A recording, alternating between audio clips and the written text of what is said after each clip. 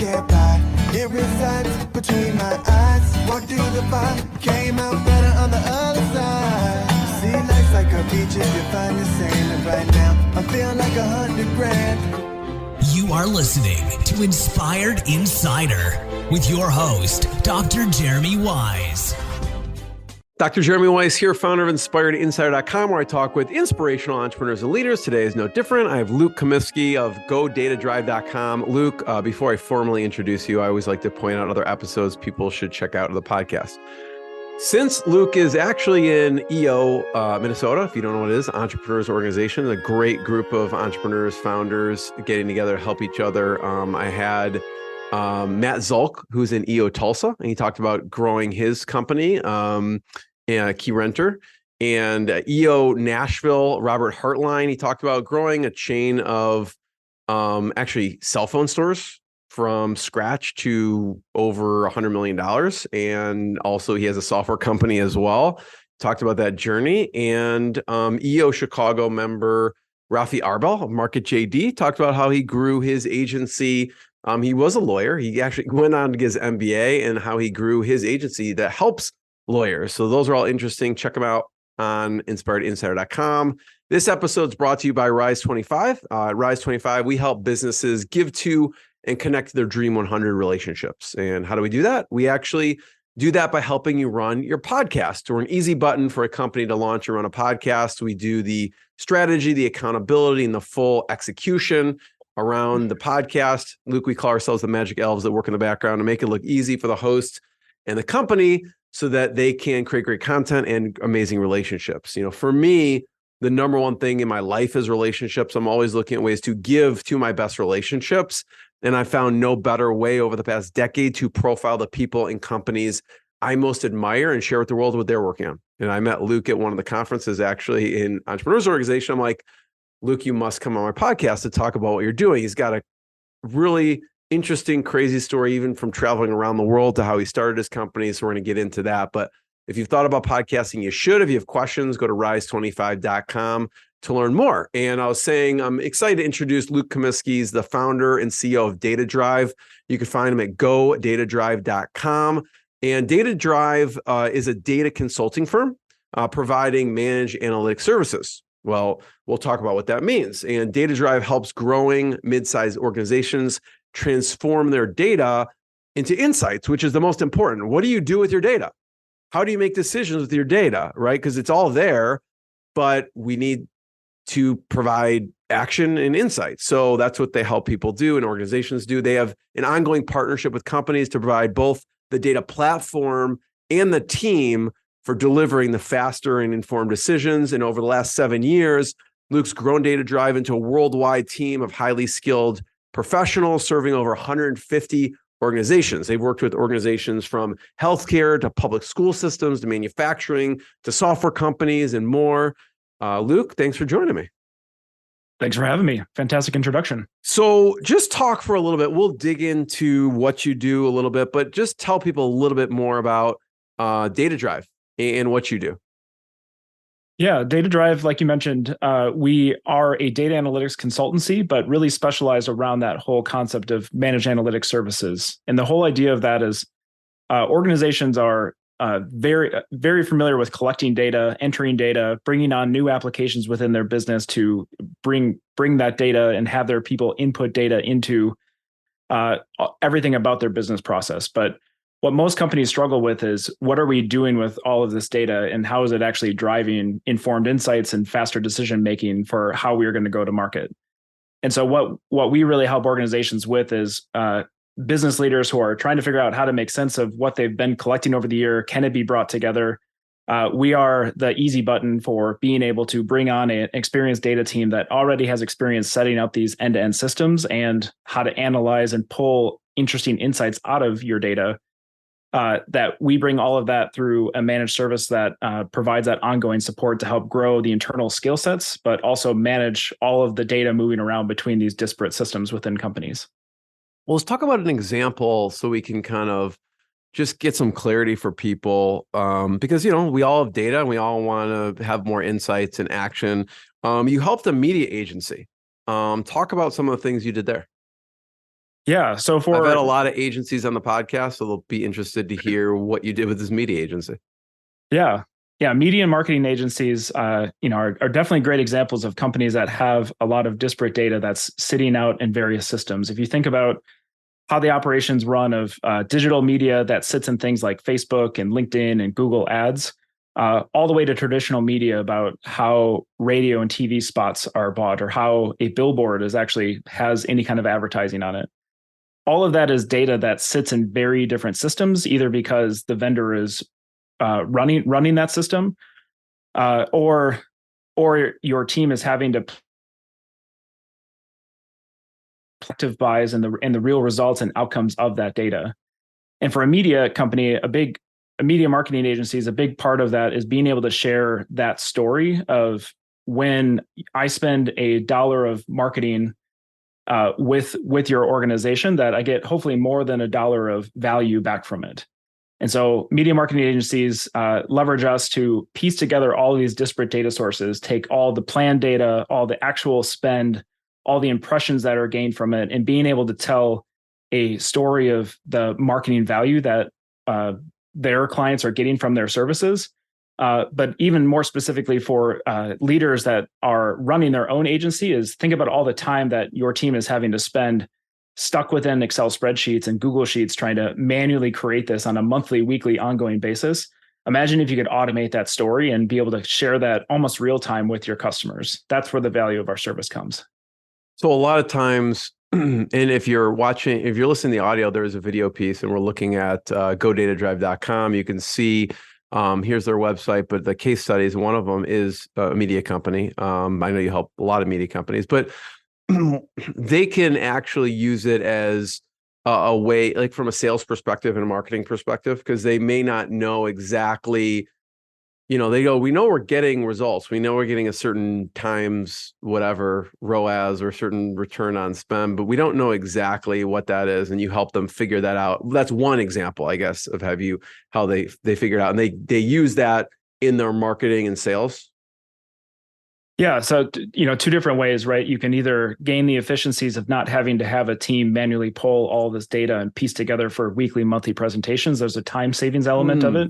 So they may use it with their current clients also. Yeah. Absolutely. So not just from a sales and marketing, hey, this is what we get, but maybe they have a monthly meeting with their clients and they don't want to have to pull all the data, and you basically do it, give them a nice presentation, and they're off to the races, and they can just focus on the client.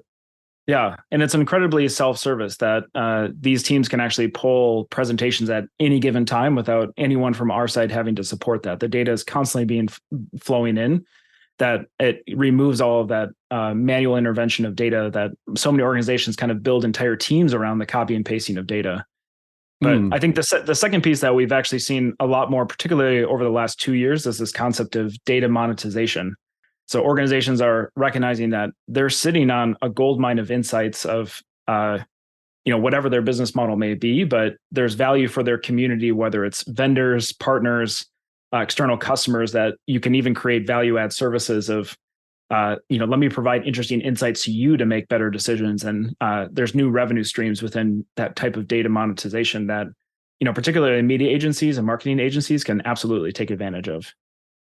So an example of that may be if agency serves like an e-commerce niche or something like that, and they can then pull all their data and maybe do a white paper of some sort of, here's what we have found of the best, I'm making this up, but the best actual terms to advertise for if you're an e-commerce company or something like that. Yep. Yeah. And that both touches on something you could sell to an existing customer or even use as a sales tool during new prospect conversations of, look at the % lift that we were able to give to this other customer, and you can experience that same thing and see real-time updates of that through our reporting offering. So, but you'll also, it sounds like you'll set up a platform for them that they can constantly use. So it's not like they have to call you every time they need to pull a report. Yeah, that's the beauty of what we provide is this concept of self-service analytics. So we are, as you can think of us, as like data Sherpas behind the scenes that are helping data move from point A to point B and providing that data cleansing, data transformation, the injecting a little bit of your business logic into how you and your organization look at data. But at the end of the day, we aren't positioning ourselves to be a report factory. We want to provide unlimited access to the data that you have been collecting, but in a more digestible format, so that your business users, your customers will never have to write a line of SQL to try to access their data. They can use click and drag tools to instantly build charts, dashboards, reports that they can self-serve without having to necessarily scale up a bunch of headcount to support all of these new data capabilities. Yeah, I mean, I could see as a leader, as a team, how dashboards can be super powerful. What are some other use cases that people use? So that's one where they can use it to, present to their clients. What are some other use cases of how people are using the data to create a dashboard or insights? Yeah, I mean, it's a very dependent on each organization and the type of insights they're looking at. Like I maybe mentioned, in an agency, are there any others from an agency perspective, how they're using data? Yeah. So outside of just externally reporting how advertising is creating a lift within the customer's business, there's also the internal analysis piece that often isn't done as an agency that says, are we making the best decision for our customers on how we are allocating their spend, right? You think about just the media mix and how they're deciding on which channels to use, which markets to go into. There is a ton of data that is historically sitting out there about what has worked, the seasonality of that, the year-over-year performance of that unless you have somebody that is going into all of these individual systems and pulling multiple years of data, you'll never be able to see those insights really easily.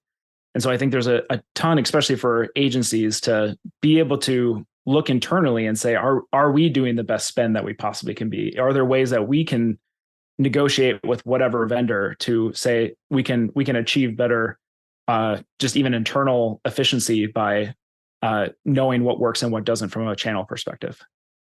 So, Luke, I could see how it would work with an agency. But I know you also work with school districts. So how would a school district actually use this? Yeah. What I love about data is that it really transcends any industry, that everyone has data. That I could go on and on about, different ways that organizations can take advantage of their data. But I've personally found the school district use case incredibly interesting, because if you think about a school district, in a typical district, they've got district staff, they've got individual schools that are like principals and school staff. And then if you think about the frontline employees, the frontline workers are the teachers that are day in and day out educating the future of our country. And all of them have very different goals on what they're trying to achieve. Like a district staff, a superintendent is making promises and presenting to the public about what are the outcomes we're going to drive, whether increased testing scores, better just delivery of educational outcomes. There's a lot of different ways that districts are having to measure that. And then if you go to the flip side of that with a teacher, you've got teachers that have already incredibly, busy schedules, limited time. But imagine that right before a class is about to start, they're able to go in and view insights about how this class of 20, 30 people that are about to enter this room are performing in math, in reading, and being able to easily see, are they showing up on time? Are they having disciplinary actions? Is there a trend in how these testing scores to figure out, are there particular students that I can pay closer attention to? Or is there kind of a broader way that I could approach this class differently because I've got real-time insights that I can look at 5 minutes before a class is about to start? How do you educate the school system to actually look at this stuff or gain access? How do they, if a teacher, does the school train them? How does it work? Because you're doing this amazing work, and then ultimately everyone has to kind of even know it exists in the first place. How do they disseminate the information so people can actually use it? Yeah. And what's cool about the schools that we've worked with is that there's already that natural demand there of people are already piecing together their own Excel spreadsheets of trying to get those types of insights into how their district is doing or how their classes are performing. But I think another benefit of really what we provide with managed analytics services is not only plugging in the platform that's combining these, multiple systems and bringing together student data from all different places, So that's the platform piece, but the other piece is we provide that ongoing support. And so what that looks like can be different for different organizations, but it can be report development, it can be business analysis, and then another one that many companies take advantage of from our services is just ongoing doctor's hours and trainings. So being able to have an open time for teachers or district staff to be able to come in and ask questions of what else could we be doing with our data? Because to your point, not everyone is thinking in terms of how can I use data to make my job easier, but they all fundamentally have questions about, how can I be more efficient in the role that I'm doing? And so having a space for people to be able to ask that question through formal doctor's hours or shared channels that they have with us, we can help translate that into a data-driven insight that they can find with the reporting platform that we're hosting for them. I know this is a very kind of granular question, but so I'm a teacher. Is there like something I log into to get that? Like, how do I actually access the data and insights? Yeah. There's either the main reporting platform, one that we use and have been a heavy partner of for years has been Tableau, which is an industry-leading data visualization self-service platform. So many of our organizations take advantage of Tableau's existing platform that is available through the browser to be able to log in. What's great about those platforms is that, for many organizations that have, the application management, it is a single sign-on into being able to see those reports.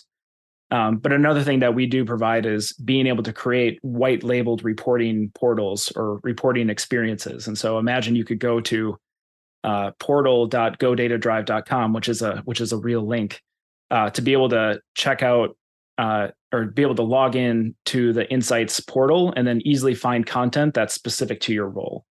And make that a frictionless experience on being able to find insights quickly, because especially within schools, very limited time. And so we want to make the fastest way we can deliver insights directly to them. It sounds like from an onboarding perspective, like to them, it shows up, oh, there's this magic thing that I log into. What does it look like for you as a company though? Because you must have to pull data from like all these random fragmented sources. Yes. Maybe test scores over here, then maybe this over. I don't know. What does it look like in the onboarding process to create this type of solution? Yeah, for any organization we bring on, and school districts are the same. It's building out an inventory of what are the business questions or like analysis that they're looking to do, and understanding where is that data logged today. And for us, it's identifying the application ecosystem. And so for most companies, it isn't just one source that rules them all. And that's the challenge that most organizations have with building an analytics platform, is like my data is sitting all over the place in a CRM and an ERP and a spreadsheet randomly. And so during that discovery and implementation process that we do for setting up that reporting platform is understanding, is there a student information system? Is there state assessment scores? Is there some kind of attendance log that we're able to tap into? And our secret sauce as a data company is being able to build out custom connectors and overall just kind of what we call ELT and data warehousing solutions, so that we can monitor that data coming in and out and alert everyone if anything breaks or anything changes, and be able to fix that without people needing to, I guess, appreciate all the complexity behind the scenes. Like, our goal is to kind of make it look like magic that this data shows up in one place, but there is a lot of work behind the scenes to make sure that this concept of a student ID matches across multiple systems. That isn't easy, and that's where we come in to make that seamless. Talk about, as a company, usually when people start off with a company, it's not the niche they serve and the people they serve is not what it ends up, right? So talk about the evolution of niche. Like when you first started, what did the clients look like? And then how did it evolve to what it is now? So when I first started DataDrive, it was really like that first year, if we go way back, that first year was me being an experienced data consultant and transitioning into data freelancing life. And for me, it was leaning in on network and referrals to find whoever wanted data help, and I could somewhat scope out a project on how we could help.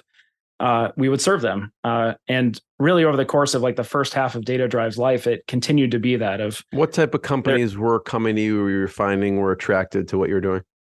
Yeah, it was all over the place. I had manufacturer that did a lot of like wedding invitations and notebooks. I had big Fortune 500 companies like General Mills that was, taking advantage of tools like Tableau to be able to, dig into their various insights across like CPG data sources.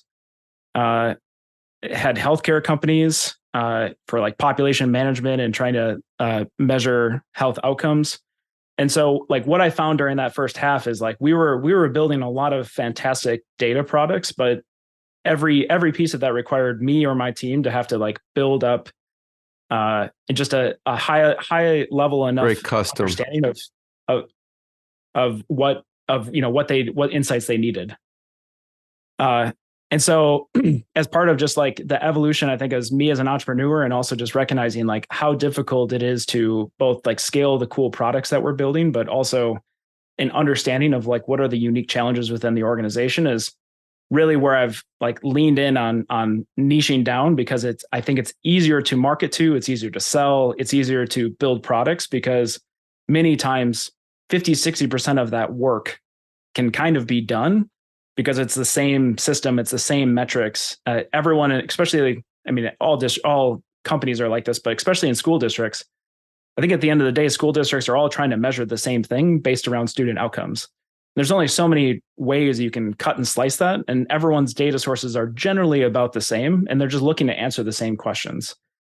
And so, yeah, like to your point, when I started DataDrive, I would have never imagined 7 years later that I'd be talking about school district analytics. It's been just one of those where one lead comes in and you put a little effort into marketing and you find a few more, that it's been easier for me to have conversations about what a school district's challenges are, what their pain points are, and on the delivery side to make it really streamlined for us to know exactly what applications to ask for and go after and deliver that in record time. And I think it's a benefit to our customers as well as a benefit to our like ability to be efficient as a business. And it's been a cool learning, but unfortunately it took me 7 years to get there.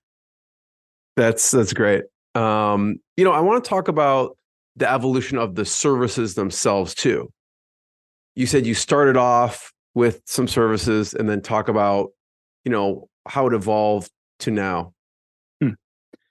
Yeah. So when I first started, I came from a consulting background, and really like all I knew from my former consulting background is that we would go to really large companies, often responding to RFPs, and put together like fixed scope engagements, or even just like hourly consulting engagements. And so if you think about some of our bigger companies we worked with, they would sign up to take X number of people for 40 hours a week for the next 2 quarters.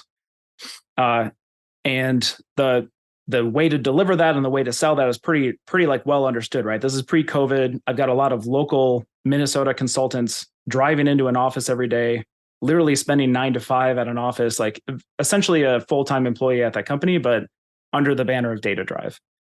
And part of the evolution of those services is recognizing that like to scale that type of operation requires more people going into more offices all the time. And from the operation side of it, it means that you've got more people that need to be sold on more projects at more companies. And so that for me, it was like that scaling part of it, really tough. And then you throw in a global pandemic that we can talk about, like that completely flips the formula on going into the office and like what are expectations on like how work is delivered. Talk about that for a second. So typical engagement, you said pre-COVID, people are going in, then what does it look like post-COVID?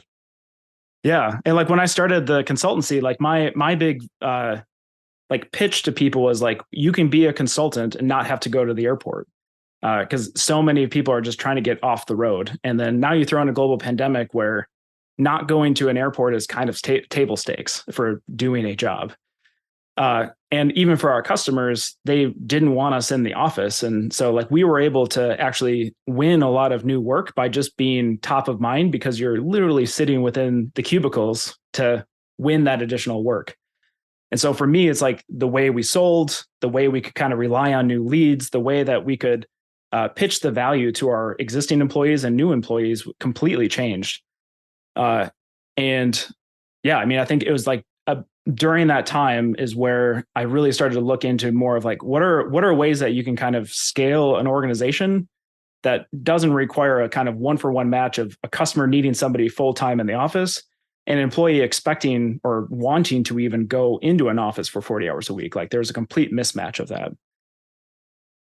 You touched on this a little bit, but how have you found to attract top talent? Because you're working with large organizations, right? And I mean, one is obviously a selling point. You don't have to travel all the time. But what are some other ways that you've been able to attract top talent to your company?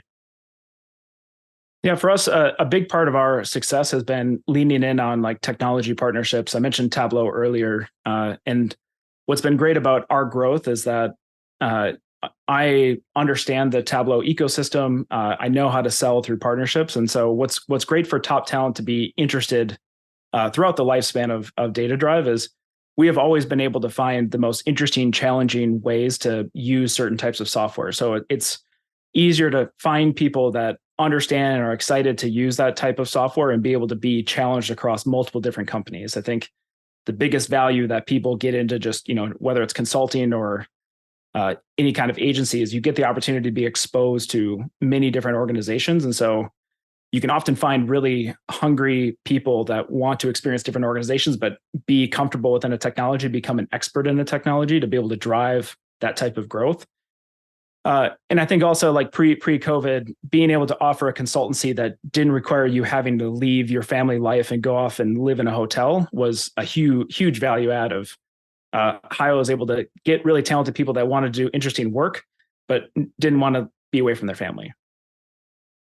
Did that help? I mean, so pre-COVID, the expectation for these companies, like we want FaceTime.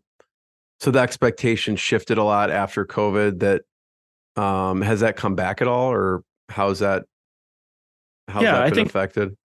I think people in general are hungry for in-person interactions. I mean, the level isn't nearly what it was pre-COVID. The expectations, especially like I'm in the data space. I think so much of what we do is just naturally online.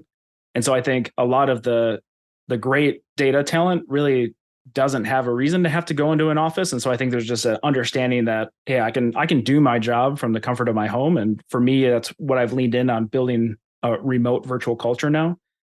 From our clients' perspective, I think what's interesting now is we work with companies that we never meet in person.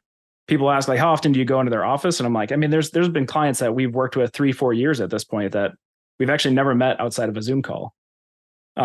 And I think it's nice if when we're able to travel and see them in person. I think that's a huge still value add, and like ways that I'm trying to figure out how do you safely kind of insert that back into normal life, because people are hungry for the face-to-face interactions. But I found that for the work that we do, it's actually opened up how, like pre-COVID, I would say 80% of my business happened in Minnesota, and now 80% of my business happens outside of Minnesota. Like it's just that big of a flip. Talk about remote culture for a second, and what do you do to maintain a remote culture? Yeah, the biggest thing that I found is it's first of all finding people that have either experienced remote culture life or understand what they're signing up for. I think one of the things that, especially like during these like first 1 or 2 years where like everyone was doing remote work, is it's kind of the same thing I experienced as a freelancer. Is it's fun and a novel experience for the first like 6 to 12 months, but I think after that you start to find out whether your personality or work style or even like your life situation is really set up for success to do remote work.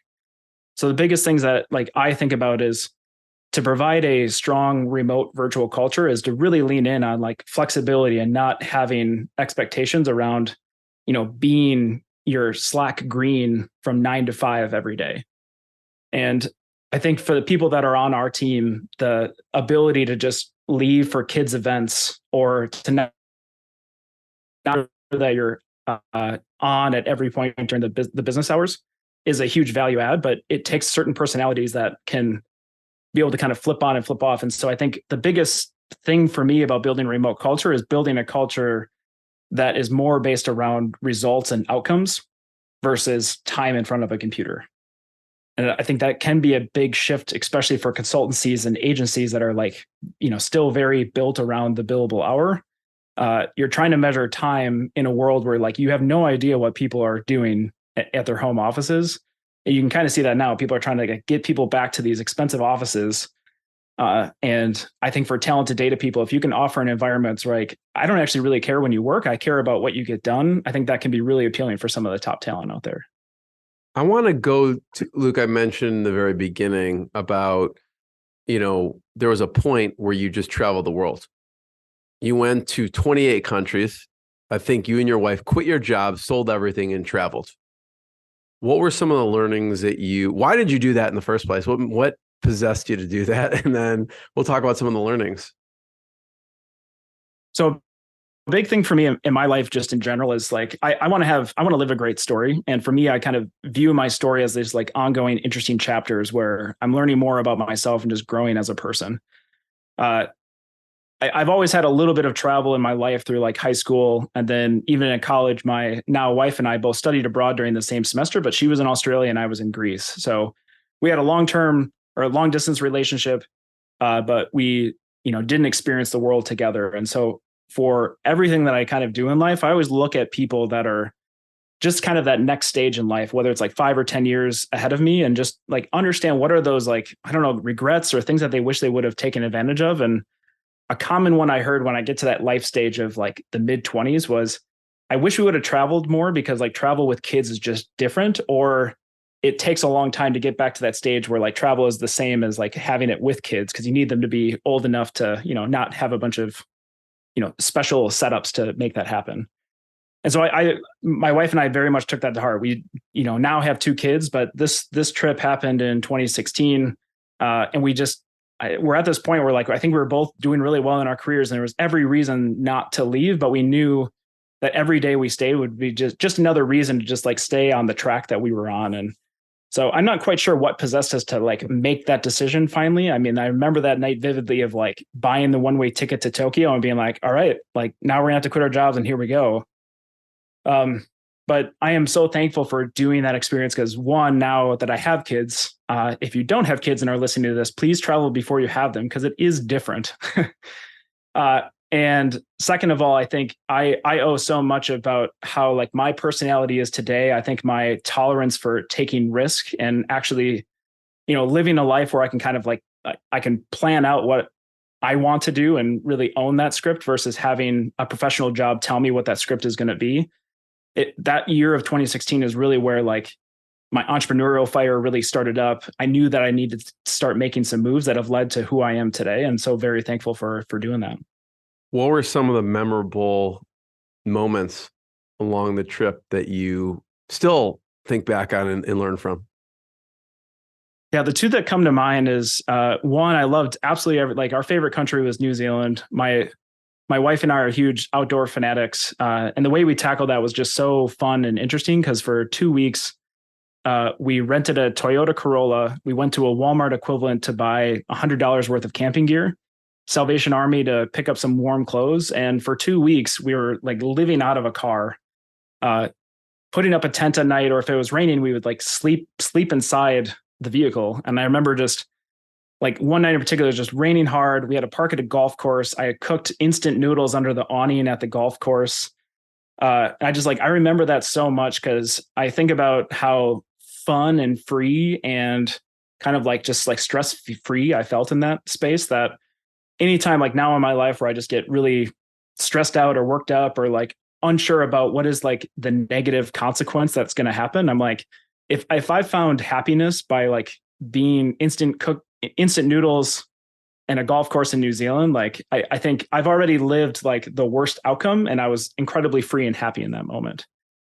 So above everything, like between New Zealand and then like traveling in Southeast Asia, where there's just a whole new level of income disparity and just like how people live, but yet they find happiness, I think always gives me a reminder of like setting expectations of, I think it's easy to get stuck in this American dream of more, work harder, and to like really set expectations of, at the end of the day, we're all just humans trying to like make it work on this earth, and give perspective of, what it means to live a fulfilling life. And often that doesn't happen just by working really hard. At what point, you said you bought the one-way ticket. At what point do you decide, okay, I think this trip is coming to an end here? So I'm a numbers guy. I know you'd be surprised by this, but Very surprised. Yeah. You're so like, I had this whole dashboard built that. No. I mean, I did. And so we like had our down payment on our house. That's what we used. Instead of getting our first house, we just used that as our travel funds. And for me, I had this fancy spreadsheet behind the scenes that was just tracking every single expense. And my goal after reading a few travel blogs was I want to travel for the whole year for $50 a day per person. And so every single expense was always just tracking this main KPI of $50 a day. You go to places like Japan, you go to places like Australia, you go to places like Western Europe, that metric runs really hot. And then you go to places like Southeast Asia or Eastern Europe, and now that number starts to go down. So I knew that with our funds that we would be able to last until Thanksgiving of 2016. And that is exactly when we came back. So I always kind of knew our numbers. I knew what we were trying to plan for. And honestly, I think about 11 months on the road of being unemployed, we were ready to come back. Now I'm ready to leave again, but we were ready to come back at that point. Talk about learnings in the relationship, right? You're with your wife. You're in a vehicle for 2 weeks, living out of a vehicle, a closed space. What were some of the learnings relationship wise? Yeah, it was one of the coolest experience ever. Like I would recommend as like the ultimate marriage test is spend over 11 months with every waking moment with your spouse. Because through thick and thin, you find yourself in stressful situations. You find yourself hungry, trying to find food. I mean, we experienced everything that to the point of like you have lunch or dinner with your significant other and you're usually talking about like what happened in your day or who said something. But like imagine for 11 months, you're sharing every single memory that there's like nothing to talk about because you guys both experienced it together. And yeah, it was amazing for our marriage, just being able to like, I guess, just experience life with, and we were relatively like newlyweds. So just be able to like experience life through that lens together was like our first really big like shared experience and something that we can always come back to and talk about. So yeah, I loved everything about that. And it truly did strengthen the relationship because I mean, you have no choice. They're your travel buddy. You have to work out everything in real time. Where I think like in normal life, you can kind of just go off and do your own thing and not get down to the core things you need to be talking about. Yeah. Luke, thanks for sharing that. I have one last question. Before I ask it, I want to just point people to check out godatadrive.com to learn more. They have some great resources there that you can check out. But Luke, my last question is just mentors. That could be books, that could be actual people. Who are some of the mentors that have influenced your business journey? Yeah, I mean, I have to start by giving just a shout out to the Entrepreneurs Organization, of course, the one that you mentioned at the beginning, because for me, I felt like I was learning and figuring out things pretty well on my own, but until I found Entrepreneurs Organization and realized that people are thinking about it just very differently and just kind of giving me new ideas to think about. These mentors have been specifically for like my forum. And so within EO, you've got a group of people that you're meeting with on a monthly basis. My forum in particular has been with me through the thick and thin of just like figuring out both like personal things as well as my own professional journey and helped me, I guess, think differently about what I'm trying to get out of my life, what I'm trying to get out of my business. And it's really like been instrumental about what like the learnings and the pivots that I get an opportunity to talk about today during this time together. Another one that stands out to me is just in particular is our old managing director from a consulting company right before I started DataDrive. Really like had no reason because for as far as like I was a great employee that left to go travel the world and never came back. And he was instrumental during my first year of consulting because I had no clue what I was doing. This guy would help me review master services agreements, help me figure out how to write up like a statement of work myself, and just was incredibly supportive about helping me find success when it really is like there's no gain for him outside of just helping me. And so I think about him a lot just because it has really helped me set up for success. And always like I very much subscribe to that, once you make it to the top, like got to send the elevator back down. And I think he's just been a really good mentor. And like, as I'm talking about him, I'm realizing it's been a while since I've said hi to him. So you might have inspired me. What do you think motivated him to help? Like you said, there's no gain on his part necessarily, but like besides just the good deed of helping. Yeah. I kind of view it like he had found so much success in consulting. He was really just like the highest you could go at that level within the firm. And I think for him, it was just a way of like, he's got a lot of interesting knowledge. And I kind of joined that firm at a time where I owe a lot about how I sell and how I think about, positioning services and how I think about the metrics of running a consultancy. Like I learned that by just joining meetings with him and just like osmosis those ideas. So I think for him, it's just like once you kind of figured it out, and I don't know if he has it all figured out, but I think is just a great opportunity for him to, give back. And like, even now when I reflect on just everyone I know in the entrepreneurs organization, like the reason why I go to these events and, meet up with people like you, Jeremy, is the most random stories and shared experiences that people provide, like completely like unlock a new way of thinking for me. And I love hanging out in the same rooms with people and just kind of seeing what comes out. It's a really cool feeling. What about from a book's perspective? I'm looking over your shoulder there. I see some books under the plant there. I don't know if those are some of your favorites, but what are some favorite books that you enjoy? Yeah, the latest one, I'm probably going to butcher the title, but we'll see if we get it right. The Gap in the Gain. Sure. Has been Benjamin Hardy and Dan Sullivan. Yeah, that's been just an incredible book. I think finding me at the right time, because I think so much of going through a business pivot is you think about all the things that you didn't think about the first time, like the gap of what you should have done. And I think helping me think about how much I've gained now to be able to make those decisions has like put me just better mentally in a good spot, and just very appreciative. That book just like found me at the right time.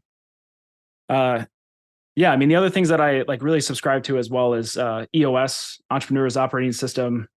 Traction is kind of their main book, but they've got many in the Gino Wickman library.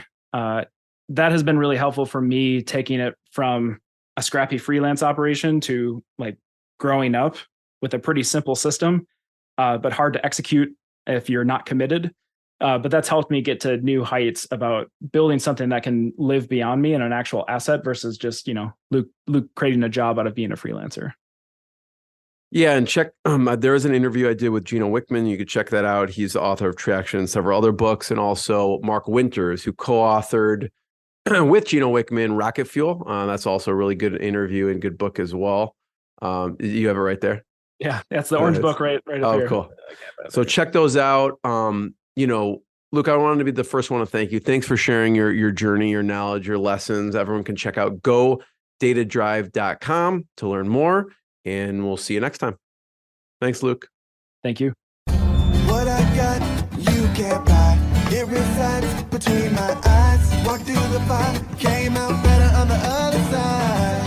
See, life's like a beach if you find the sand. And right now, I'm feeling like $100 grand.